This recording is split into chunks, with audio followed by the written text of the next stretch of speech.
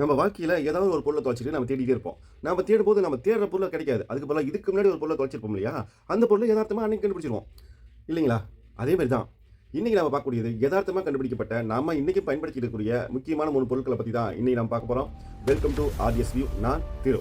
1826 இங்கிலாந்தைச் சேர்ந்த John Walker அப்படிங்கிறவரு 2 கெமிக்கல ஊத்தி கலக்கு கலக்கு கலக்குன்னு கலக்கிட்டு இருந்திருக்காரு. கலக்கிட்டு அந்த குச்சி ஓரமா வச்சுட்டு கொஞ்ச நேரம் கழிச்சு வந்து பார்த்திருக்காரு. அந்த குச்சியில இருக்கிற கெமிக்கல் காஞ்சு போச்சு. சரி இந்த காஞ்சு போன கெமிக்கல பயன்படுத்தக்கூடாது அப்படின்ட்டு பக்கத்துல இருக்கிற ஒரு கல்லுல அந்த கெமிக்கல் துடைக்கிறதுக்காக ஒரு தீர்த்திருக்காரு. தீர்த்துனோனே அது கப்புன்னு பத்திக்கிச்சு.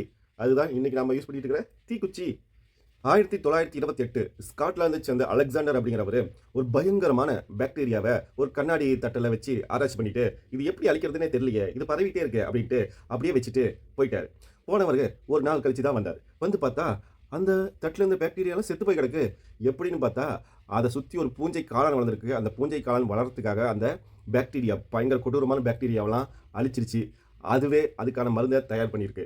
இப்படி தான் உருவாச்சு நம்ம காயத்துக்கு பயன்படுத்தக்கூடிய பென்சிலின் அப்படிங்கிற ஆன்டிபயாட்டிக். இது 1849 அமெரிக்காவைச் சேர்ந்த வால்டர் அண்ட் அப்படிங்கிறவரு தான் ஃப்ரெண்டு கிட்ட ஒரு $5 கடனை வாங்கிட்டாரு. அந்த கடனை அவரு திருப்பி கேட்டாரு.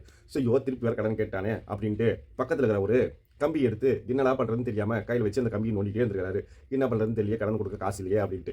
அப்படி அவர் நோண்டிட்டே இருக்கும்போது அவர் ஒரு விஷயத்தை யதார்த்தமா கண்டுபிடிச்சிட்டாரு. என்னன்னு கேட்குறீங்களா? இன்னைக்கு நம்ம பயன்படுத்திட்டு இருக்கிற சேஃப்டி பின்ன அவர் யதார்த்தமா கண்டுபிடிச்சிட்டாரு.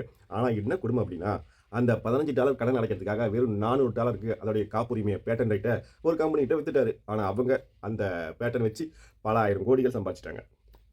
அதிர்ஷ்டம் எப்படி வேணாலும் வரும், எப்படி வேணாலும் போவோம். அப்படிங்கிறதுக்கு இவர் ஒரு உதாரணம். இந்த மாதிரி சுவாரஸ்யமான விஷயங்கள்லாம் தெரிஞ்சுக்கிறதுக்கு மறக்காம நம்ம சேனலை சப்ஸ்கிரைப் பண்ணிக்கங்க. உங்க ஃப்ரெண்ட்ஸுக்கெல்லாம் ஷேர் பண்ணுங்க. பாய்.